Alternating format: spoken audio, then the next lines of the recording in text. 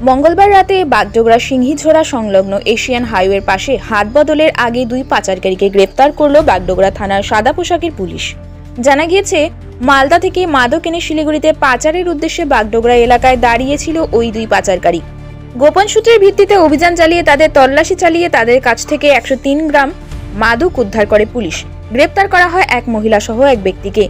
ধৃতদের নাম তাসলিমা খাতুন, নকশালবাড়ি বাসিন্দা, মোহাম্মদ আনসারুল, ফাঁসি দেওয়ার বাসিন্দা।